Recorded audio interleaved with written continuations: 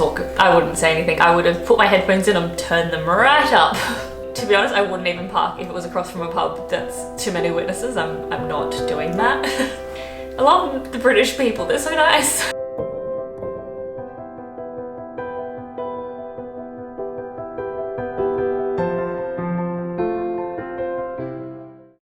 Hi guys, and welcome back to my channel. If you're new around here, I am Yvette and I moved to the UK in May and I am documenting my experiences. For this video, I actually got the idea from a channel called Adventures and Naps who does a similar thing, where she was reacting to Reddit r/British problems. I love Reddit and I love British problems, so it seemed like a good fit. I thought it'd be fun to do the same. I went onto the Reddit and I just sorted by most popular, so that I'd get the cream of the crop of the problems, the British problems. With that said, I'll jump into it. We also have a guest for this video. What are you up to, Bambino? You're very cute. She's such an attention seeker. It's because it's getting close to her dinner time and she's like, excuse me, why aren't I eating right now? It's not dinner time. You gonna react to some memes, Bambino? So the first one, going to the supermarket to buy something that's 80p and there's an offer for 4 for £2. You don't need 4, but you like a bargain. Self-checkout doesn't apply the discount, so now you have 3 extra things you don't need and paid an extra £3.20 because you don't want to hassle a member of staff to correct it. 100% that's very, very British. Would I do that? Probably. I've worked in supermarkets before, so I would probably hassle a supermarket person to fix it. Or, do you know what I'd actually do? I would have just like abandoned that cashier, assuming it's not too busy, and just gone onto another checkout, swiped the one I wanted and left and not worried. That's what I would have done. But I can 100% see me doing this if it was like busy or I couldn't be bothered or I was in a rush. If I was in a rush, 100%. Phone the doctors at 8 AM to get through at 8:03 to have no appointments left for today but can offer me next month. That's what's confusing in the UK, is I'm still kind of learning the NHS system in terms of like registering, and then they have their emergency appointments and then their chronic appointments. I do think it's quite a good system as someone who's like worked in that industry before, but yeah, getting your head around it at the start is very hard. And I understand. I think I'm just in a good area where there's not like that much demand for going into the doctors that much. I don't know, who knows, but I get it. Went to Australia recently. It took me 5 minutes to collect my baggage. Super fast. Came back to the UK. Today it took me 40 minutes to collect my baggage. I don't think Australia's baggage is particularly fast. Don't know what airport you're at. Sydney airport, not fast, but also UK, very slow. That's why I like to travel carry-on if I can. Doing short stints around Europe makes it so much easier to do carry-on, and then you just like get off the plane and go, and it's so good. But then you've got to play the liquids game with security, and that's never fun. Is there a more high-pressured situation in modern Britain than doing a parallel park opposite a pub on a Saturday night while a bunch of patrons are outside having a smoke? Listen, I hate parallel parking. So interesting, I live near a high street, so I drove into like a side street to park, and there was a spot and I tried to park and I messed it up. I was like, nah, never mind. There's a car behind me, they can have it. I'm going further down the street. And so then, because I was stressed about the person behind me waiting and like watching me stuff up. So I went down, saw another spot, and I did my reverse park, did it perfectly good, parked.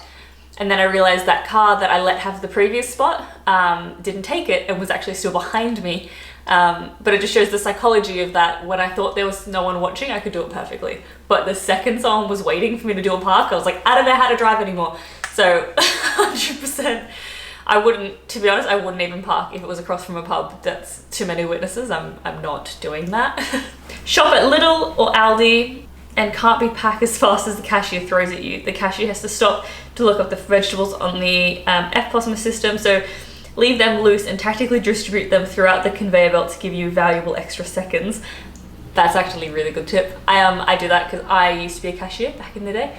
So I pride myself on being able to speed pack while they throw things at me. But yes, the fruit and vegetables do take longer. Although the UK likes to put barcodes on everything, so it is a lot faster than back home. But an overnight flight to London with Wi-Fi on board, someone was using to FaceTime and woke us all up. We tutted, shook our heads at each other until a non-Brit told them to shut the F up and we could all go back to sleep. What? I'd hate that. That'd be my absolute nightmare. And would I say anything? No. So maybe I'm getting more and more British. Bambi, do you not find these funny? She's not interested. But yes, I 100% wouldn't talk. I wouldn't say anything. I would have put my headphones in and turned them right up. A guy sat opposite me on the train shouted "mate" to get my attention, as I'd forgotten something when I got up. He passed me the item and then apologized for being rude, and then he had to shout to get my attention. So British it hurts. See, that's what I mean by when they say people are, when I say people are polite and nice in London, and you guys are like, no, they're not.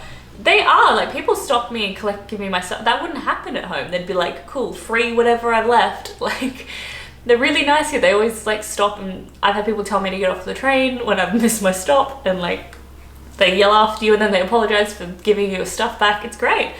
I love the British people. They're so nice. Asked a cashier dressed as an elf in Tesco if he was in charge of elf and safety, and he turned and gave me a 1,000-yard stare as if he was longing for euthanasia. That's a funny joke. That's the cashier's fault. That was a good joke. I would have laughed. Like I said, I've been a cashier. But I used to make friends with all the old people because I was bored, and I was like, so what are you actually? Like, you know how they ask you questions like, what are you doing today? And they don't really care. I actually cared. Too much. I'd be like, so what are you actually doing? Where are you going? Where's the party at? What are you wearing? Because I was so bored. I was just like, tell me. It made working a lot nicer when you could like chat to people. Clearly, like I chat to a camera by myself now. Somebody waved me through a junction today and I failed to give them the universal sign of acknowledgement in time. God, I'm so ashamed. Listen, oh my gosh. England is the nicest drivers. Even London. I know London gets a bad rap for having bad drivers. I can tell you now, the drivers in London are 1,000 times better than Sydney. The fact that they even flash their lights to let you go in is groundbreaking. I've never had that happen. Daniel and I were genuinely shocked when that happened for the first time here. We were like, what? They're being so nice. You don't get that. You basically have to just kamikaze across the lanes of traffic if you want to turn. Or if you want to merge, you just find the most expensive car and play chicken, and then eventually they'll let you in because they don't want to scratch their car. And that's how you merge in Australia. Like, it's absurd that how nice everyone is here. I can't. And lorry drivers are the nicest here. Like, at home, they will try and kill you. You don't take on, that's like the ultimate company car in terms of like that chicken. You never take on a lorry. Here, they're the ones that are nice and let you in. Aldi advert. There are balls everywhere, and that little kid asks, what kind of balls? He. I hate this ad. I've seen it. It's on during Bake Off. Oh my gosh. I'm just like, it's so weird to have a kid say what balls. Like, what are you doing, Aldi? I love Aldi. You know I love Aldi. Weird ad. Stop it. I feel uncomfortable. To the one guy at King's Cross who pushed his way onto the train as people were getting off, we all saw you, we all despise you. Nothing grinds my gears more than people not letting people off first. Yeah. But I also appreciate that no one said anything because no one's about to get in a fight, and I also feel that.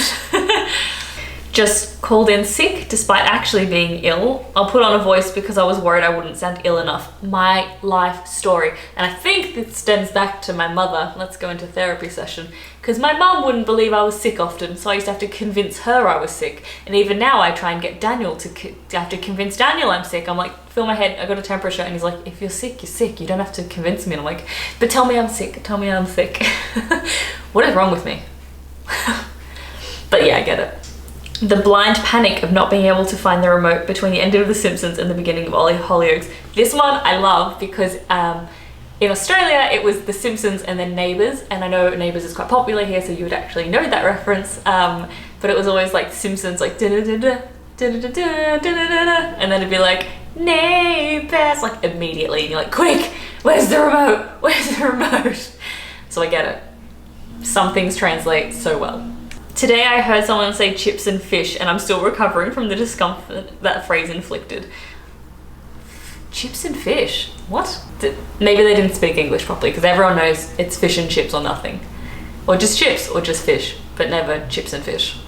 Fish and chips? Why is it called Virgin Media if my internet goes down on me every single night? Okay, that one's... that's very cheeky, but where is the lie? I have Virgin Media and nothing enrages me more when it goes down and they're just like, oh yeah, sorry, we didn't fix it for 2 days. And I'm like, oh, I'm sorry. Do I not? How else do I watch things? Like, that's all I do is like internet and Netflix. I don't think, they should like give me money back for the month or something if they do that. Or like, I've paid for that day and I didn't get internet, so that's not very fair. So can they give me my money back or a discount or like whatever? Because like I'm trying to live my life out here. As someone who's terrified of spiders, surviving this month is going to be hell. I have no idea what that's about. Well, I'm terrified of spiders, but I don't get the reference. What month is bad for spiders? Is it that it's Halloween and there's spiders everywhere? Or is it that it's autumn and it rains and then the spiders come inside? I don't know, you tell me. That is it for me reacting to reddit.com/r/British problems, I think. Link will be below. If you haven't checked out Reddit, get on board. I love Reddit. It's basically curated articles and sometimes it's memes, sometimes it's news and like horrible things.